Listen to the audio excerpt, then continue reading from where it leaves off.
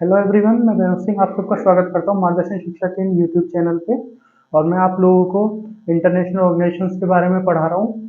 और आज मैं आपको ITU के बारे में पढ़ाऊंगा। मैं ऑलरेडी आपको कुछ इंटरनेशनल ऑर्गेनाइजेशंस के बारे में पढ़ा चुका हूँ, जैसे कि G20, G7, BRICS, BIMSTEC, quad और आपका RCEP, SCO। इन सब ऑर्गेनाइजेशंस के बारे में आपको ऑलरेडी भी पढ़ा चुका हूँ। आप इन सब के बारे में जाके मार्गदर्शन शिक्षा के जो यूट्यूब चैनल है उसकी प्लेलिस्ट में सबके बारे में देख सकते हैं। वहाँ पे आपको प्लेलिस्ट मिलेगी वर्ल्ड ऑर्गेनाइजेशंस के नाम से, वहाँ पे आप इन सब के बारे में देख सकते हैं। तो आइए आज की वीडियो शुरू करते हैं। आज हम बात करेंगे I2U2 के बारे में, ठीक है ना। I2U2 एक ऑर्गेनाइजेशन है, ये एक ग्रुप है, इसके बारे में हम बात करेंगे। ये जो ग्रुप है ये अक्टूबर 2021 में बना था। बहुत नया ग्रुप है, एकदम लेटेस्ट ग्रुप है, 2021 में बना था। अभी 1 ही साल हुए इस ग्रुप को बने हुए। ये जो ग्रुप है ये बना था जब अब्राहम अकॉर्ड साइन हो गया था कंट्रीज के बीच में। कुछ कंट्रीज के बीच में ये एक अकॉर्ड है जो साइन हुआ था, अब्राहम अकॉर्ड। उसके बाद ये ग्रुप बना था, मतलब जो इसकी नींव रखी गई थी वो सबसे पहले ये एग्रीमेंट साइन हुआ, अब्राहम अकॉर्ड। उसके बाद इस ऑर्गेनाइजेशन को बनाया गया। पहले हम जानते हैं अब्राहम अकॉर्ड क्या है, ये क्या कहता है अब्राहम अकॉर्ड। अब्राहम अकॉर्ड क्या है, ये एक अकॉर्ड साइन हुआ है between Israel, UAE and Israel and Bahrain. Israel जो है वो भी वेस्ट एशिया में एक कंट्री है, आपने नाम सुना होगा। और यूएई वेस्ट एशिया में ही एक कंट्री है, और आपकी बहरीन भी वेस्ट एशिया में एक कंट्री है। तो जो यूएई और बहरीन है ये मुस्लिम मेजोरिटी कंट्री है, और इजराइल जो है ये ज्यूइश मेजोरिटी कंट्री है, ज्यूइश एक रिलीजन होता है, ठीक है।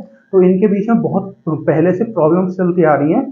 तो इन लोगों ने अभी ये एग्रीमेंट साइन किया। इस एग्रीमेंट के अंदर इन्होंने अपने रिलेशन को सुधारने की बात की है, और डिप्लोमेटिक रिलेशन एक दूसरे के साथ स्टैब्लिश किए, ठीक है। तो ये अब्राहम अकॉर्ड ये कहता है कि इन कंट्रीज ने आपस में ये डिप्लोमेटिक रिलेशन जो है वो स्टैब्लिश किए हैं। कौन कौन सी कंट्रीज ने?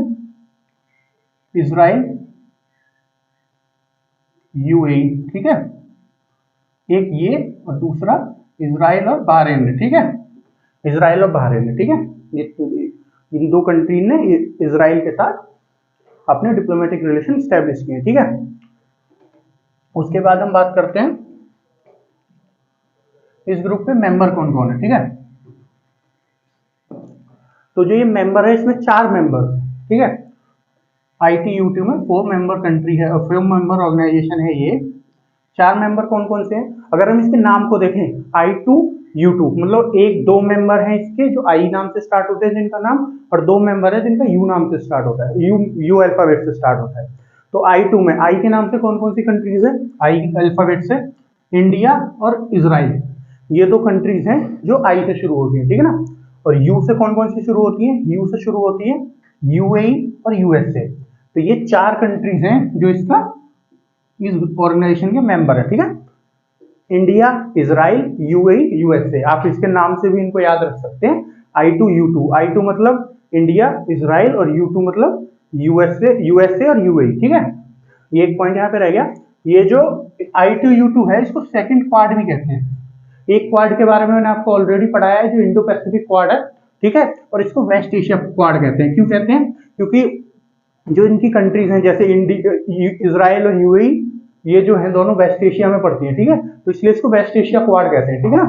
क्योंकि इसका जो फोकस एरिया है वो वेस्ट एशिया है, ठीक है ना। तो वेस्ट एशिया वाला एरिया है वही फोकस एरिया है इसका। ये जो ग्रुप है इसी एरिया पे फोकस करता है। और जो आपका दूसरा वाला क्वाड है आपका इंडो पैसिफिक क्वाड, वो इंडो पैसिफिक वाला एरिया वहां पे फोकस करता है। उस वाले क्वाड के मेंबर कौन कौन है? उस वाले क्वाड के मेंबर है आपके यूएसए, इंडिया, जापान और ऑस्ट्रेलिया। ये 4 मेंबर है स्क्वाड के। और इस स्क्वाड के ये 4 मेंबर है इंडिया, इजराइल, यूएई और यूएसए। ये वेस्ट एशिया क्वाड के मेंबर है, और वो इंडो पैसिफिक क्वाड है जिसके वो चारों मेंबर है, ठीक है। अब इस ग्रुप का एजेंडा जानते हैं, इस ग्रुप का ऑब्जेक्टिव क्या है, ठीक है। इस ग्रुप को क्यों बनाया गया है, ठीक है। फोकस क्या है, किस किस चीज पे लोग फोकस करेंगे सब कंट्री मिलकर इस ग्रुप के अंतर्गत, ठीक है। पहला पॉइंट है इसका, to deepen trade and economic ties. ये जो 4 कंट्रीज हैं ये आपस में मिलके अपने इकोनॉमिक टाइज जो हैं और जो अपने ट्रेड है उन सब अपने जो रिलेशंस हैं इनको मजबूत करेंगी, ट्रेड ज्यादा से ज्यादा बढ़ाएंगी, अदर फील्ड्स में जो इकोनॉमिकली अच्छे से काम कर सकें, इसलिए इस ग्रुप को बनाया गया, ठीक है।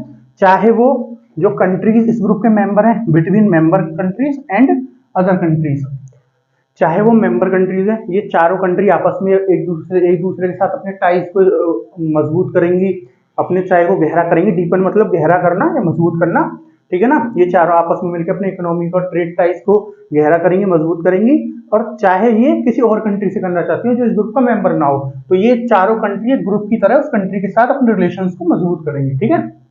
दूसरे इसके ऑब्जेक्टिव की बात करें, दूसरे एजेंडा की, इसने ये जो कंट्रीज हैं, इन सब ने एक साथ मिलके जो है कॉपरेशन के लिए, आपस में कॉपरेट करने के लिए, कि हमको कुछ एरिया इन्होंने डिसाइड कर लिए हैं कि इन एरियाज पे हमको बात करनी है, ठीक है। कुछ एरियाज इन्होंने आइडेंटिफाई कर लिए हैं, जो सिक्स एरियाज हैं, 6 एरिया हैं, जो इन्होंने म्यूचुअली मिलके एक साथ मिलके डिसाइड कर लिए हमको इन पे काम करना है, ठीक है।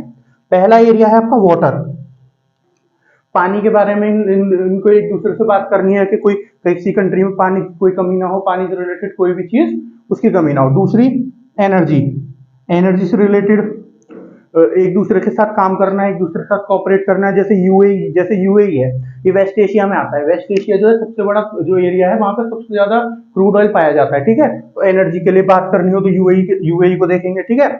उसके बाद थर्ड पॉइंट है, किस पे बात करेंगे, ट्रांसपोर्टेशन पे, चाहे वो ट्रेड के लिए ट्रांसपोर्टेशन हो या टूरिज्म के लिए ट्रांसपोर्टेशन हो, तो ट्रांसपोर्टेशन के लिए बात करेंगे। फोर्थ पॉइंट क्या है, स्पेस, आपस में जो स्पेस कॉपरेशन है उसको बढ़ाएंगे, आपस में सब मिलकर। जैसे आपकी यूएसए की बात करें, नासा इतनी बड़ी स्पेस ऑर्गेनाइजेशन है। इंडिया की बात करें, इसरो इतनी बड़ी स्पेस ऑर्गेनाइजेशन है, इतनी सारी इनकी अचीवमेंट है। तो ये चारों कंट्री आपस में मिलकर, चाहे कोई सैटेलाइट लॉन्च करनी हो या कोई और काम करना हो स्पेस में, वहां पे एक साथ मिलकर काम कर सकती हैं, ठीक है।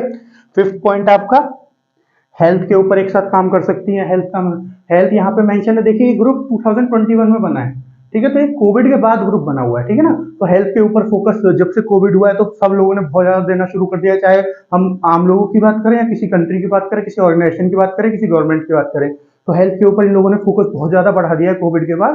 तो जो आपका कोविड, इसलिए यहाँ पे हेल्थ भी मेंशन है, तो हेल्थ पे भी ज्यादा ज्यादा फोकस करेंगे कि ऐसा कोई जो पैंडेमिक है वो दोबारा ना आए, ठीक है ना। कोई दोबारा ना आए, या आए तो हम कैसे एक दूसरे उसके साथ डील करेंगे, कैसे अपने आप लोगों को, चाहे मेडिसिन हो, इंडिया बहुत बड़ा फार्मास्यूटिकल का एक बहुत बड़ा हब माना जाता है, तो इसलिए इंडिया भी इस ग्रुप का मेंबर है। तो फार्मास्यूटिकल में इंडिया हेल्प कर सकता है, मेडिकल फील्ड में बहुत सारी चीजों में इंडिया हेल्प कर सकता है, ये कंट्री सब आपस में हेल्प कर सकती है, तो इसलिए हेल्थ पे भी ये ग्रुप फोकस करेगा। फिर नेक्स्ट है इसका point, 6 point, food security. Food security से यहाँ मतलब है कि किसी को खाने की कमी ना हो, न्यूट्रिशियस फूड मिले, ठीक है ना। तो इस चीज पे भी ये लोग फोकस करेंगे, चाहे वो ग्रुप में जो कंट्री है उनकी बात करें, चाहे किसी और कंट्री की बात करें। जैसे अफ्रीका की कोई कंट्री है, वहां पे भी ये लोग कोऑपरेट करके वहां उस कंट्री की भी हेल्प कर सकते हैं इन सब फील्ड में। तो ये कुछ 6 एरियाज हैं, ये कुछ एरियाज हैं जहाँ पे कंट्रीज फोकस करेंगी, ठीक है। ये लोगों ने आइडेंटिफाई किया है कि इन एरिया पे हमको फोकस करना है, ठीक है। कौन कौन से हैं, water, energy, transportation, space, health and food security, ठीक है। अब नेक्स्ट इसका वो देखते हैं objective, mobilise private sector capital and expertise. मैंने आपको बताया था कैपिटल का मतलब क्या होता है। यहाँ पे कैपिटल का मतलब होता है मनी, पैसे की बात कर रहे हैं, चाहे वो इन्वेस्टमेंट फॉर्म में हो या किसी और इन्वेस्टमेंट करें, चाहे पैसे की या कुछ और काम करें। तो यहाँ पे जो कैपिटल यूज हुआ है वो मनी के लिए यूज हुआ है, ठीक है। तो ये जो कंट्रीज हैं आपस में मिलकर एक दूसरे के प्राइवेट सेक्टर को हेल्प करेंगे, एक दूसरे के प्राइवेट सेक्टर को चलाने के लिए हेल्प करेंगी, ठीक है। एक दूसरे की जो एक्सपर्टीज है उसको शेयर करेंगी। जिस चीज में कोई कंट्री मान लीजिए एक्सपर्ट है, इसराइल किसी में एक्सपर्ट है, वो इंडिया की हेल्प करेगी, यूएई की हेल्प करेगी, यूएसए किसी में एक्सपर्ट है वो इनकी हेल्प करेगी, इंडिया हेल्प किसी चीज में एक्सपर्ट है वो हेल्प करेगी। तो जो इनका प्राइवेट सेक्टर है एक दूसरे की उसमें हेल्प करेंगे और इसको ग्रोथ करने के लिए और ज्यादा मौके देंगे और सपोर्ट करेंगे, ठीक है। नेक्स्ट इसके ऑब्जेक्टिव की बात करें, to explore security cooperation among members. ये जो मेंबर कंट्रीज है आपकी 4 मेंबर, इंडिया, इजराइल, यूएई और यूएसए, ये सब सिक्योरिटी कोऑपरेशन में भी, मतलब सिक्योरिटी के बेसिस पे भी एक दूसरे के साथ कोऑपरेट करेंगी, चाहे वो मिलिट्री बेसिस पे अलग अलग एक्सरसाइज करके, चाहे वो काउंटर टेररिज्म के बारे में, किसी टेररिज्म एक्टिविटी के अगेंस्ट काम करना, चाहे वो इंटेलिजेंस के बारे में एक दूसरे के साथ कोऑपरेट करके काम करना। तो अलग अलग एरियाज में एक दूसरे के साथ कोऑपरेट करेंगी सिक्योरिटी के बेसिस पे, ठीक है। सिक्योरिटी एक दूसरे की हेल्प करेंगे, ठीक है। नेक्स्ट इसका पॉइंट है, नेक्स्ट इसका फोकस एरिया है, नेक्स्ट इसका एजेंडा है, focus together on technology, environment etcetera, ठीक है। अब ये सब साथ मिलकर जितनी भी चारों कंट्रीज हैं टेक्नोलॉजी में एक दूसरे की मदद करेंगी, चाहे वो जैसे मान लीजिए इसराइल बहुत अच्छा टेक्नोलॉजी के मामले में, इंडिया को भी बहुत अच्छा माना जाता है, यूएसए को भी, यूएई को भी। तो ये सारे जो है टेक्नोलॉजिकल हब हैं, तो ये एक दूसरे की हेल्प करेंगे। कोई नई टेक्नोलॉजी ईजाद करी किसी ने तो उससे दूसरे के साथ शेयर करेंगे, किसी को किसी टेक्नोलॉजी की जरूरत है उसको वो देंगे, एक दूसरे को प्रोवाइड करेंगे। ठीक है, ये टेक्नोलॉजी के बारे में हो गई। इन्वायरमेंट, एक दूसरे की इन्वायरमेंटली हेल्प करेंगे, चाहे वो टेक्नोलॉजिकल बेसिस पे हो, चाहे वो एनर्जी बेसिस पे हो, किसी बेसिस पे हो, तो एक दूसरे की इन्वायरमेंट में हेल्प करेंगे। ठीक है, तो ये इसका एक ऑब्जेक्टिव हो गया। नेक्स्ट इसका ऑब्जेक्टिव हो गया to explore socio culture relation among the members. ये चारों मेंबर कंट्री जो है एक दूसरे के कल्चर एक दूसरे शेयर करेंगी, सोशली कल्चरली एक दूसरे के साथ रिलेशन मजबूत करेंगी। ठीक है ना, मतलब कोई भी ऑर्गेनाइजेशन बनती है तो उसका मेन ऑब्जेक्टिव क्या होता है, ये आप सब ऑर्गेनाइजेशन में लिख सकते हैं कि अपने रिलेशंस को, अपने टाइज को मजबूत करेंगे। ठीक है, चाहे वो इकोनॉमिक टाइज हो, ट्रेड टाइज हो, चाहे मिलिट्री के बेसिस पे टाइड हो, सिक्योरिटी के बेसिस पे, चाहे कल्चरल टाई हो, सोशल टाई हो, या कोई और टाइज हो, इन सबको मजबूत करने के लिए हमेशा ऑर्गेनाइजेशन बनाई जाती है। सब कंट्रीज मिलकर ऑर्गेनाइजेशन बनाती है ताकि अपने जो टाइज है उनको मजबूत कर सके, और टाइज मजबूत होंगे तो उनके बीच में जो कोई प्रॉब्लम होगी वो भी वो सॉल्व कर सकते हैं आपस में बैठ के। ठीक है ना, तो ये इसके कुछ ऑब्जेक्टिव है, कुछ एजेंडाज है, एक बार फिर से देख लेते हैं। To deepen trade and economic ties, trade और इकोनॉमिक टाइज को अच्छे से अच्छा बनाए, अपने को मजबूत से मजबूत, चाहे वो आपस में बनाने हो जो चार कंट्रीज है, या किसी और कंट्री के साथ बनाने हो जो बाहर है कंट्रीज। ठीक है, कुछ दूसरा कुछ 6 एरियाज हैं इन्होंने जो कोऑपरेट करने के लिए आइडेंटिफाई किए सबने साथ मिलकर कि इन पे हमको ज्यादा फोकस देना है।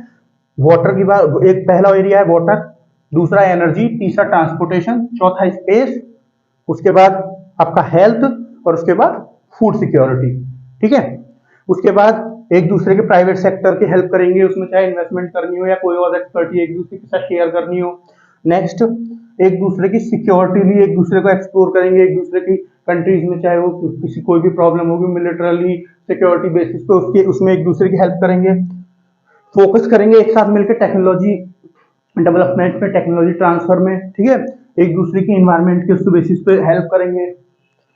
फिर एक दूसरे के साथ सोशल कल्चर जो टाइज हैं एक दूसरे के साथ उनको बड़ा मजबूत करने की कोशिश करेंगे। ठीक है, तो ये इसके कुछ एजेंडाज हैं। ठीक है, अब इधर आ जाइए, अब हम बात करते हैं इस ग्रुप की इंडिया के लिए क्या इंपॉर्टेंस है, क्योंकि हम लोग तो इंडिया से बिलोंग करते हैं तो हमको मतलब इस चीज से है कि इंडिया के लिए इस ग्रुप की क्या इंपॉर्टेंस है। इंडिया इस ग्रुप का मेंबर है तो डेफिनेटली कोई ना कोई इंडिया को फायदा हो रहा होगा इससे, इसीलिए इस ग्रुप का इंडिया पार्ट बना है, कुछ ना कुछ इस ग्रुप को इंडिया दे भी रहा होगा। ठीक है ना, तो यहाँ पे इंडिया का सिग्निफिकेंस क्या है इस ग्रुप के लिए, इस ग्रुप में इंडिया क्यों इस ग्रुप का मेंबर है, क्यों इस ग्रुप को हमने इंडिया को मेंबर बनाया गया है, या इंडिया इस ग्रुप का मेंबर क्यों बना है। ठीक है, तो पहला है India will get advantage of Abraham accord. Abraham accord मैंने आपको यहाँ पे बताया था, अब्राहम अकॉर्ड जो है, ये जो अब्राहम अकॉर्ड यहाँ पे लिखा हुआ है, ये जो अब्राहम अकॉर्ड है ये साइन हुआ है between Israel UAE and Israel Bahrain. ये वेस्ट एशियन कंट्रीज है तीनों की तीनों, इन लोगों ने एक साथ, पहले इनके बीच में बहुत ज्यादा कॉन्फ्लिक्ट था, अब ये कंट्रीजों ने डिप्लोमेटिक टाई एक दूसरे के लिए साइन कर दिए ताकि अपने रिलेशंस को अच्छे कर सकें। वो हिंदू दूसरे के बीच में कॉन्फ्लिक्ट क्यों था वो भी मैं आपको बताऊंगा, अभी आगे पॉइंट आएगा एक। ठीक है ना, वैसे मैं अगर ऊपर ऊपर से बताऊं तो जो पैलेस्टीन एक स्टेट है, एक मुस्लिम मेजोरिटी स्टेट है, वो भी जो इजराइल जहां पे है वहीं पे वो है, दोनों एक ही जगह के लिए लड़ रही हैं, तो इस वजह से वो मुस्लिम स्टेट है, इसलिए यूएई बहरीन और ये जितनी भी सऊदी अरेबिया ये सब उसको, ईरान ये सब उसको सपोर्ट करती है, और इजराइल उससे लड़ रहा है इसलिए ये भी उसको अपना दुश्मन मानती है। ठीक है ना, तो ये ऐसा मैंने ऊपर से बता दिया, बाकी हम जब वर्ल्ड हिस्ट्री की सारी वीडियोस लाएंगे, वर्ल्ड हिस्ट्री की लेक्चर्स चलाएंगे, तो वहां पे हम आपको इजराइल और पैलेस्टीन के कॉन्फ्लिक्ट के बारे में पूरा बताएंगे, या अरब वर्ल्ड के कॉन्फ्लिक्ट के बारे में, इसको अरब वर्ल्ड कहते हैं, यहाँ पे ये सब कंट्रीज आती है। ठीक है ना, तो इंडिया के लिए, इंडिया जो अब्राहम अकॉर्ड के बीच में साइन हुआ तो क्या एडवांटेज ले सकता है।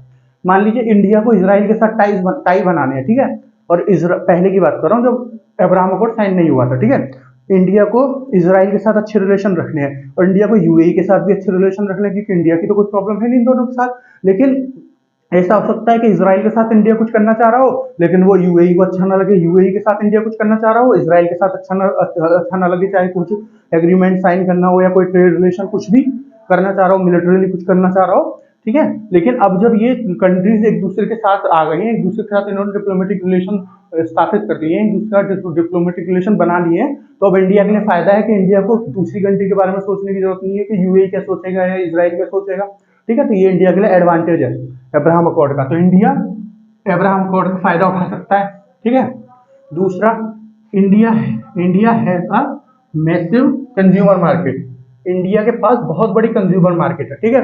इतनी बड़ी पॉपुलेशन है इंडिया की, इतने सारी वर्किंग पॉपुलेशन है इंडिया की, इतनी सारे वर्किंग एज वाले लोग हैं। इंडिया सबसे मैक्सिमम लोग पॉपुलेशन इंडिया की मानी जाती है जो working age population. Working age population मतलब 18 साल से बड़े और 60 से छोटे छोटे, जो ये वाला ग्रुप होता है इसको वर्किंग क्लास कहते हैं। जो 18 से छोटा होता है इसको चाइल्ड वाले बोलते हैं, और जो 59 से ऊपर होता है मतलब 60 से स्टार्ट करें उसको ओल्ड एज पॉपुलेशन बोलते हैं, ठीक है। तो इंडिया के पास जो यूथ पॉपुलेशन है, जो वर्किंग पॉपुलेशन है, वो सबसे बड़ी वर्ल्ड में मानी जाती है, ठीक है।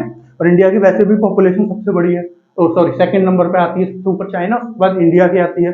तो इंडिया एक बहुत ह्यूज है, बहुत मैसिव कंज्यूमर मार्केट है, जो ये इस मार्केट को इंडिया इस ग्रुप को प्रोवाइड करता है। ये सब कंट्रीज से फायदा उठा सकती है इतनी बड़ी पॉपुलेशन का, चाहे वो ट्रेड के मामले में हो, चाहे अपनी किसी और मामले में हो। इंडिया कैसे इन सब कंट्रीज का उठा सकता है फायदा? इंडिया ऐसे उठा सकता है, इंडिया को कोई यूएस से सॉरी इजराइल और इंडिया जो है स्टार्टअप के मामले में बहुत सारे काम कर रहे हैं, ठीक है। नए नए स्टार्टअप्स इंडिया में पिछले कुछ सालों में इतने सारे स्टार्टअप्स खुले हैं, हमारे पास 100 से ऊपर यूनिकॉर्न्स हो गए, ठीक है ना।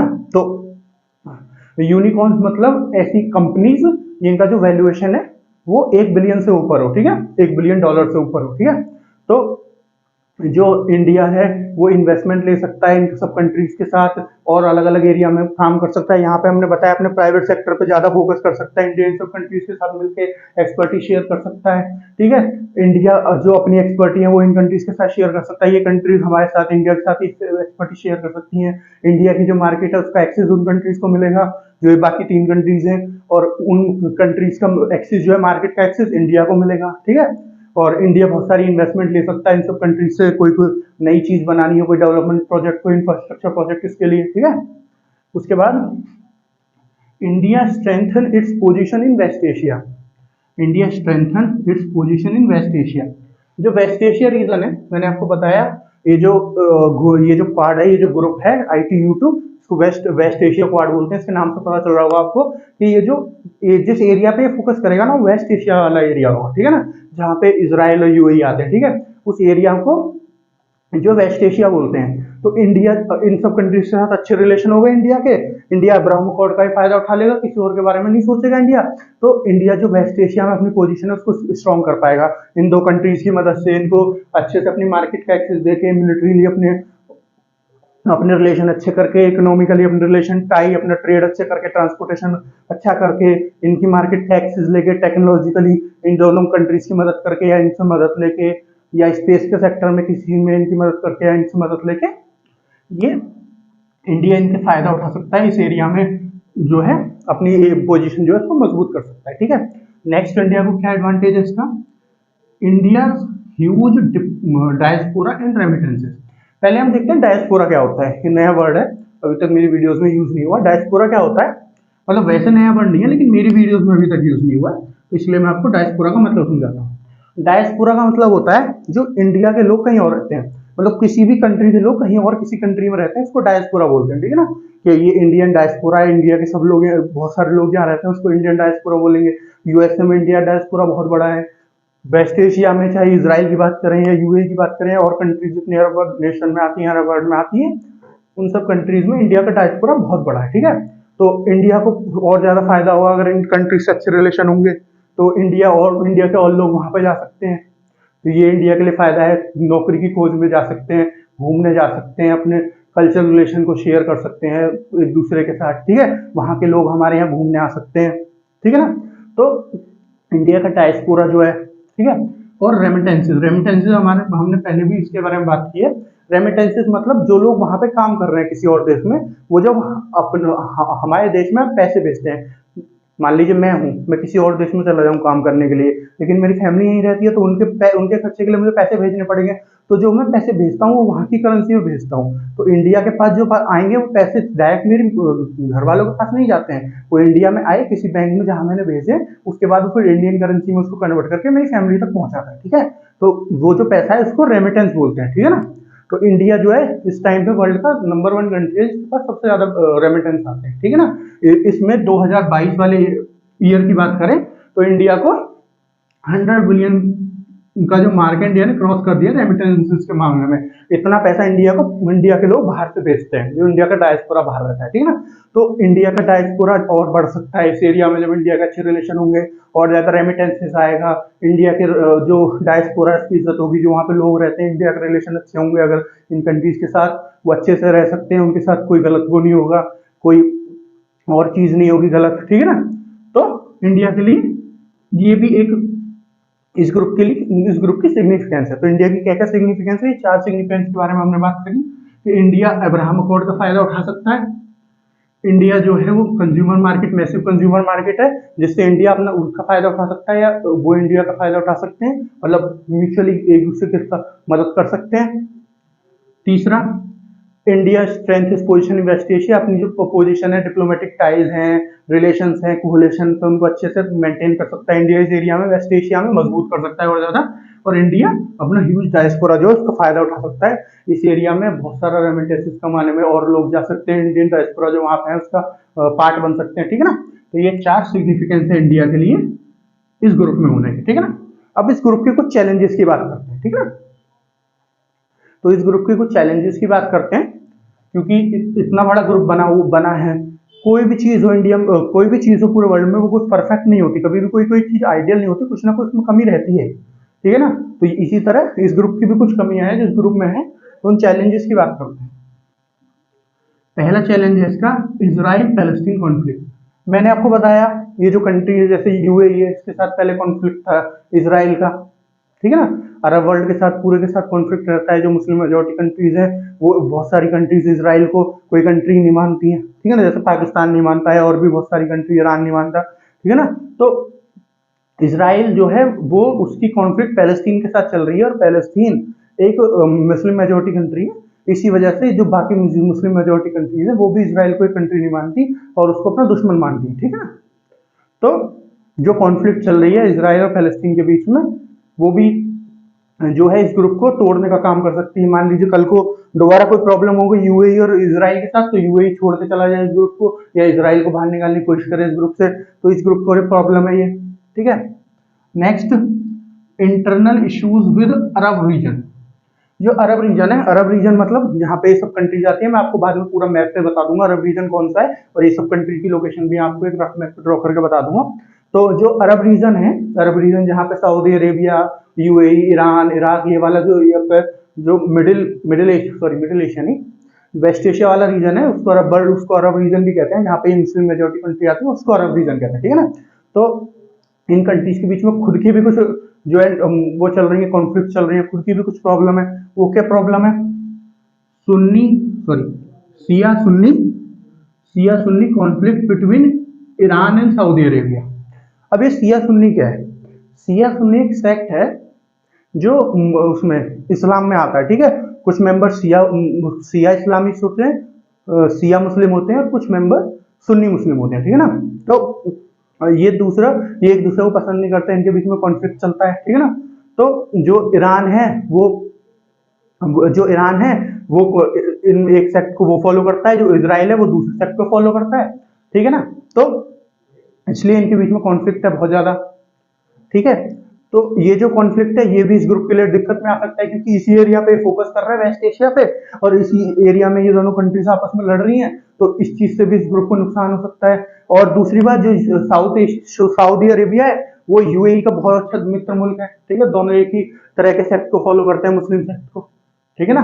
तो यूएई जो है वो सारी बात मानता है आपके सऊदी अरेबिया की, तो ईरान जो है वो इसको यूएई को भी पसंद नहीं करता। तो ये भी एक कॉन्फ्लिक्ट है जो इस रीजन में है, ये भी इस ग्रुप को तोड़ने का काम कर सकता है, ठीक है। Next, Chinese presence increasing in West Asia region. जो वेस्ट एशिया वाला रीजन है वहां पे चाइना की प्रेजेंस बहुत ज्यादा पड़ रही है, चाइना बहुत ज्यादा दखल अंदाजी कर रहा है वहां पे, अलग अलग कंट्री से अपनी वो बढ़ा रहा है, रिलेशन मजबूत करने की कोशिश कर रहा है, वो भी इस ग्रुप के लिए अच्छा नहीं है, यूएसए के लिए अच्छा नहीं है, इंडिया के लिए अच्छा नहीं है, ठीक है। तो जैसे कि अगर हम बात करें इंडिया आपका चाइना जो है वो कैसे प्रेजेंस बढ़ा रहा है, चाइना एक पोर्ट है आपका इजराइल में, हाइफा पोर्ट, वहां पे चाइना बहुत ज्यादा इन्वेस्टमेंट कर रहा है, ठीक है। वो भी इन ग्रुप के लिए प्रॉब्लम है, इस ग्रुप के लिए प्रॉब्लम है। दूसरा अगर यूएई की बात करें तो जो चाइना की एक एमएनसी है, मल्टीनेशनल कंपनी है, इसका नाम है हुआई। जो हुआई कंपनी है उसने 5G टेक्नोलॉजी जब लॉन्च करी थी तो यूएई जो है पहली कंट्रीज में था जिन्होंने अपनी कंट्री में वो लागू कराई थी, ठीक है, वो एक्सेप्ट की थी अपनी कंट्री में, ठीक है। तो चाइना जो है यहाँ पर अपनी प्रेजेंस बढ़ा रहा है इस वेस्ट एशिया रीजन में, ये भी इस ग्रुप के लिए एक प्रॉब्लम है, ठीक है। चौथी problem, possible splitting of countries. इस सेंटेंस का क्या मतलब है? इसका मतलब है कि ये भी पॉसिबल है कि ये जो ग्रुप है आगे चल के अलग अलग टूट जाए, अलग अलग ग्रुप में या कोई कंट्री बाहर हो जाए इस ग्रुप से। क्यों? ये ऊपर जो रीजन लिखे हैं इनकी वजह से, इजराइल और पैलेस्टीन की वजह से मैंने आपको बताया। मान लीजिए कल को यूएई छोड़ दे, ठीक है, यूएई छोड़ दे इस ग्रुप को, इंटरनल ये जो शिया सुन्नी कॉन्फ्लिक्ट है इसकी वजह से मान लीजिए ये ग्रुप कल को बढ़ने के लिए बोले और ईरान को अपना पार्ट बनाना चाहे, ठीक है, लेकिन ये कंट्री यूएई ना माने, सऊदी अरेबिया ना माने, ठीक है, तो जब ये टूट सकता है ग्रुप, चाइना की प्रेजेंस की वजह से टूट सकता है। यूएई जो है वो चाइना को ज्यादा सपोर्ट करने लगे तो ग्रुप को छोड़ के चला जाए, क्योंकि ये ग्रुप चाइना को पसंद नहीं करेगा। इंडिया और यूएई की यूएसए की प्रेजेंट की वजह से इस ग्रुप में यूएई और इंडिया, सॉरी, यूएसए और इंडिया मेंबर है इसकी वजह से, ठीक है। तो ये कुछ चैलेंजेस हैं इस ग्रुप के लिए जो इसको जिन पे फोकस करना होगा, इनको सॉल्व करना होगा। कौन कौन से? Israel Palestine conflict, internal issue with Arab region, Shia Sunni conflict जिसको बोलते हैं, ईरान और सऊदी अरेबिया के बीच में, Chinese presence in the region, या फिर आगे जाके ये ग्रुप कहीं टूट ना जाए, कुछ कंट्री से बाहर ना हो जाए या कुछ कंट्री के बीच में कॉन्फ्लिक्ट ना हो जाए, ठीक है। तो ये इसके कुछ चैलेंजेस हैं। अब इस ग्रुप को कुछ वे फॉरवर्ड जान लेते हैं, इस ग्रुप को आगे क्या काम करना होगा ताकि ये ग्रुप अच्छे से बना रहे ऐसे ही और आगे जाके अच्छे से काम हो सके इस ग्रुप में, ठीक है। जिस भी चीज के लिए जिस भी ऑब्जेक्टिव को ये ग्रुप फॉलो करना चाहता है, इन सब ऑब्जेक्टिव पे अच्छे से काम कर सके और कुछ फायदा कर सके इस ग्रुप, ठीक है, इस रीजन का। पहले, adding more members in the group. इस ग्रुप को अब जो ग्रुप है इस टाइम पे इसके 4 मेंबर है, इसको और मेंबर्स भी ऐड करने चाहिए वेस्ट एशिया के, क्योंकि अगर हम बात करें ये जो 2 मेंबर है आपका यूएसए और इंडिया, ये तो वेस्ट एशिया रीजन में है ही नहीं, खाली यूएई और इजराइल ही है। लेकिन ये बात जो फोकस कर रहे हैं वो वेस्ट एशिया रीजन पर कर रहा है ग्रुप, तो जो वेस्ट एशिया रीजन के और कंट्रीज है उनको भी इस ग्रुप का पार्ट बनना चाहिए, ताकि और जो वेस्ट एशियन प्रॉब्लम है उस सब प्रॉब्लम के बारे में डिस्कस हो सके और रिलेशन अच्छे हो सकते हैं इन कंट्रीज के बीच में। अगर इस ग्रुप का मान लीजिए मेंबर बन गई कोई, जैसे मान लीजिए सऊदी अरेबिया ने अभी इजराइल के साथ डिप्लोमेटिक रिलेशन साइन नहीं किए, तो सऊदी अरेबिया साइन कर ले, और कंट्रीज हैं इसमें जो मुस्लिम मेजोरिटी कंट्री, जैसे मान लीजिए ईरान इस ग्रुप का पार्ट बन जाए कल को, तो ईरान और यूएई के बीच में जो प्रॉब्लम है, सऊदी अरेबिया के प्रॉब्लम है बीच में, वो शायद सॉल्व हो सके।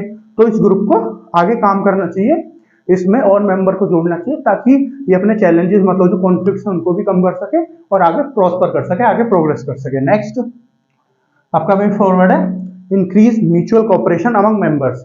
जो मेंबर कंट्रीज हैं, जितनी भी मेंबर कंट्रीज हैं, ये सब आपस में मिल सके, आपस में मिलके जो कोऑपरेशन है आपस में बढ़ा सके, आपस में जो कोऑपरेशन है उसको बढ़ा सके, एक दूसरे के साथ मिल सके, एक दूसरे की जो अलग अलग एरिया में एक दूसरे की मदद कर सकें, एक दूसरे के साथ कम कर सकें, ताकि ये ग्रुप बहुत अच्छे से और अच्छे से काम कर सके, ठीक है। नेक्स्ट इसका पॉइंट है, सीजिंग द अपॉर्चुनिटी। जो ये ग्रुप बना है, ये ग्रुप इन सब ऑब्जेक्टिव को पूरा करने के लिए बना है, ठीक है। ये अपना ऑब्जेक्टिव एरिया और भी बढ़ा सकते हैं और ज्यादा डाइवर्सिफाई कर सकते हैं अपने एरिया, अगर अलग अलग मेंबर्स का पार्ट बन जाए, ठीक है। अलग अलग मेंबर पार्ट बनेंगे तो और ज्यादा अपॉर्चुनिटी आएंगी। फिलहाल भी बहुत सारी अपॉर्चुनिटीज है, चाहे वो ट्रेड के मामले में हो, चाहे टूरिज्म के मामले में हो, ट्रेड चाहे ट्रांसपोर्टेशन के मामले में हो, चाहे इंफ्रास्ट्रक्चर के मामले में हो, किसी भी मामले की बात करें, चाहे टेक्नोलॉजी के मामले में हो, स्पेस सेक्टर के मामले में हो, किसी भी टेक्नोलॉजी, किसी भी अपॉर्चुनिटी जो है इनके पास बहुत सारी है इस ग्रुप के साथ। इस ग्रुप के पास इतनी बड़ी बड़ी इस ग्रुप मेंबर्स हैं, इस ग्रुप के इतनी बड़ी बड़ी कंट्रीज इस ग्रुप के मेंबर्स हैं, तो ये सब कंट्रीज अच्छे से मिलके जो अपॉर्चुनिटीज है उनको ग्रैब कर सकती है, उनको पकड़ सकती है और उनका काम कर सकती है। तो ये, और इसलिए इसी वजह से ग्रुप आगे और अच्छे से बढ़ेगा, जो भी आप सारी अपॉर्चुनिटीज को ग्रैब करेंगी, अच्छे से काम करेंगी, ठीक है। तो ये इसके कुछ वे फॉरवर्ड है 3, आपका और मेंबर्स को ऐड करना, आपस में ग्रुप में जो कंट्रीज है उनकी कोऑपरेशन को बढ़ाना, और जो अपॉर्चुनिटी है उनको ग्रैब करना, उनको पकड़ना, उनको सीज करना, ठीक है। तो ये चैलेंजेस हैं कुछ, और ये जो वे फॉरवर्ड है। चैलेंजेस है आपके जो कॉन्फ्लिक्ट है इजराइल और पैलेस्टीन के बीच में, शिया सुन्नी कॉन्फ्लिक्ट, ईरान और सऊदी अरेबिया के बीच में, चाइनीज प्रेजेंस, या कहीं कल को टूट ना जाए। वे फॉरवर्ड और मेंबर को ऐड करना, मेंबर ऐड होंगे तो ये कॉन्फ्लिक्ट सॉल्व हो सकती है। ठीक है, चाइना की प्रेजेंस को काउंटर कर सकते हैं ये लोग, इंक्रीज कॉपरेशन बढ़ेगी, चाइना की प्रेजेंस को काउंटर कर पाएंगे, कॉपरेट अच्छे से करेंगे तो कॉन्फ्लिक्ट सॉल्व कर पाएंगे, और जो अपॉर्चुनिटी है उनको ग्रैब करें, उन पे काम करें। मान लीजिए इस कंट्री ईरान को भी टेक्नोलॉजी पे काम करना है, यूएई को भी काम करना है, और ईरान को इस ग्रुप का मेंबर बना के अगर इन दोनों के इंटरेस्ट सेम होंगे, म्यूचुअल इंटरेस्ट होंगे, तो जो ये अपॉर्चुनिटी है दोनों के म्यूचुअल इंटरेस्ट पर एक साथ काम करना, अगर इस ये ग्रुप उसको उस पर काम कर सके तो इन ग्रुप को इन दोनों कंट्रीज को फायदा होगा। तो ये दोनों कंट्रीज कोई प्रॉब्लम शुरू मतलब कोई एक दूसरे के साथ कॉन्फ्लिक्ट शो नहीं करेंगे अगर दोनों को फायदा होगा। ठीक है ना, तो ये कुछ वे फॉरवर्ड है। तो आइए अब मैं आपको ये जो चारों कंट्रीज है आपकी आपकी इंडिया, यूएई, यूएसए और इजराइल, इन सबको मैप पे ड्रॉ करके बता देता हूँ। ठीक है, तो मैं यहाँ पे एक मैप बना देता हूँ, एक world map, rough world map बना देता हूँ यहाँ पे।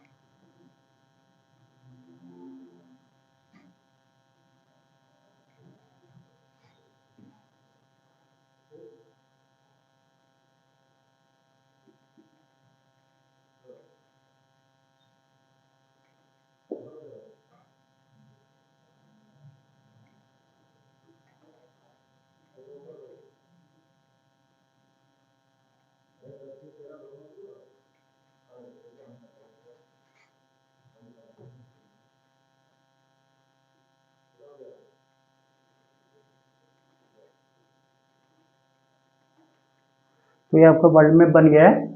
ये रफ मैप है, तो एक बार आप आपके पास कोई मैप हो या ऑनलाइन आप देख सकते हैं गूगल मैप्स पे जाके, गूगल पे जाके या गूगल मैप्स पे जाके, या फिर आपके पास कोई एटलस पड़ी है उसमें देख सकते हैं। तो मैं आपको पहले कॉन्टिनेंट वाइज बताता हूँ। ये आपका नॉर्थ अमेरिका कॉन्टिनेंट है, ठीक है, ये साउथ अमेरिका कॉन्टिनेंट है, ये ऑस्ट्रेलिया है कॉन्टिनेंट, ये अफ्रीका है, ये यूरोप है, और ये जो एरिया है ये वाला, ये आपका एशिया है। ठीक है, ये आपका एशिया कॉन्टिनेंट है ये वाला। ठीक है, ये एशिया कॉन्टिनेंट। तो और नीचे यहाँ पे एक कॉन्टिनेंट आता है जिसको अटलांटिक अटलांटिक कॉन्टिनेंट बोलते हैं, अटलांटिक कॉन्टिनेंट। ठीक है, तो ये सब कॉन्टिनेंट्स होते हैं, ये 7 कॉन्टिनेंट्स होते हैं हमारे। तो अगर हम बात करें कंट्रीज, पहले मैं आपको वेस्ट एशिया रीजन बता देता हूँ। वेस्ट एशिया के रीजन में बात हो रही है, तो ये आपका एशिया है। ठीक है, ये जो एरिया है ये वेस्ट एशिया बोला जाता है। यहाँ पे जो एरिया है इसको वेस्ट एशिया बोलते हैं। ठीक है, इसको साउथ ईस्ट एशिया बोलते हैं। इंडो पैसिफिक कौन सा होता है, इसमें दूसरा पार्ट इसका मेंबर है। इंडो पैसिफिक की अगर हम बात करें तो ये जो रीजन है इसको इंडो पैसिफिक रीजन बोलते हैं, इसको इसको इंडो पैसिफिक रीजन बोलते हैं। ठीक है, अब हम इस वाले क्वाड की बात करते हैं, इसकी ITU2 की बात करते हैं। तो इंडिया की बात करें, इंडिया कहाँ पे है, ये आपका इंडिया है। ठीक है, इजराइल, यहाँ पे आपको इजराइल मिलेगा, यहाँ पे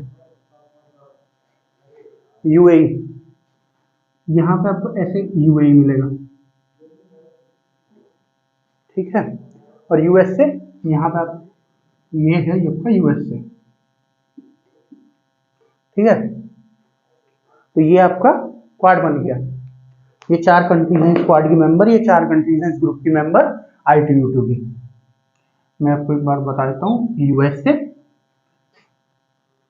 इजराइल, यूएई और आपका इंडिया, ये 4 मेंबर हैं इस ग्रुप के। ठीक है, तो आशा है फ्रेंड्स आपको ये मैप से समझ में आ गए। एक बार आप ऑक्सफोर्ड में या कहीं गूगल पे देख सकते हैं इसको अच्छे से, इनकी एकदम एग्जैक्ट लोकेशन जानने के लिए।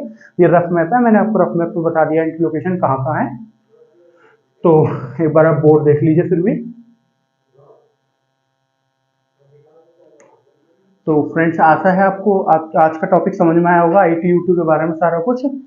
तो आज ITU2 के बारे में इतना ही। हम आपके लिए कल दूसरी वीडियो लेकर आएंगे, दूसरा टॉपिक वर्ल्ड ऑर्गेनाइजेशन का, इंटरनेशनल किसी नई ऑर्गेनाइजेशन के बारे में हम आपको कल दोबारा बताएंगे।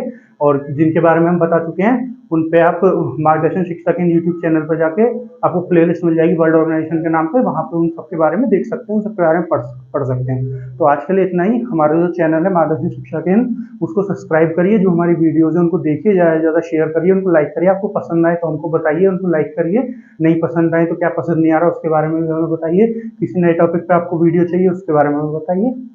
तो फ्रेंड्स आज के लिए इतना ही, धन्यवाद।